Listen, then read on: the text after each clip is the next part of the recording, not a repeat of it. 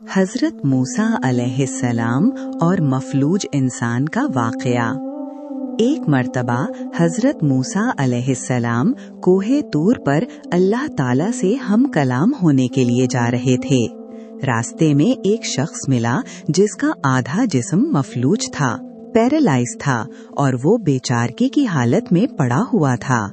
उसने हजरत मूसा अलैहिस्सलाम से इल्तिजा की, ए अल्लाह के नबी, आप अल्लाह ताला से बातें करने जा रहे हैं, जरा मेरे लिए भी पूछिएगा कि मेरी ये बीमारी और आजमाइश कब खत्म होगी। मैं इस जिंदगी से बहुत तंग आ चुका हूँ। हजरत मूसा अलैहिस्सलाम ने उसकी बात सुन ली और कोहे तूर पर पहुंचकर अल्लाह ताला की बारगाह में उस शख्स का हाल बयान किया।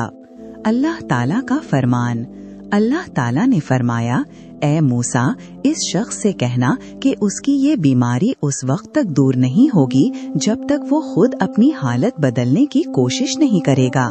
अगर वो सिर्फ एक कदम उठाने की कोशिश करेगा तो मैं उसके लिए 100 कदम आसान कर दूंगा, लेकिन अगर वो शिकवा ही करता रहेगा तो इसी हाल में रहेगा। कोशिश का पहला कदम।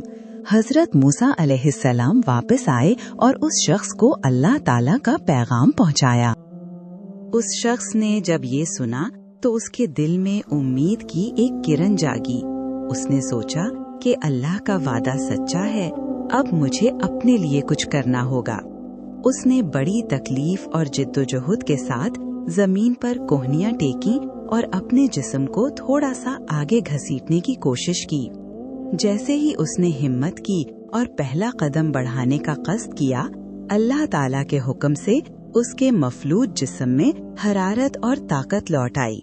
वो आहिस्ता आहिस्ता खड़ा होने लगा और चंद ही लम्हों में बिल्कुल सेहतमंद होकर अपने कदमों पर चलने लगा। इस वाक़े का सबक तवक्कुल और अमल। अल्लाह ताला पर भरोसा करने का मतलब ये नहीं कि इंसान हाथ पर हाथ धरे बैठा रहे। अल्लाह ताला उन्हीं की मदद फरमाता है जो खुद अपनी मदद करने की हिम्मत रखते हैं।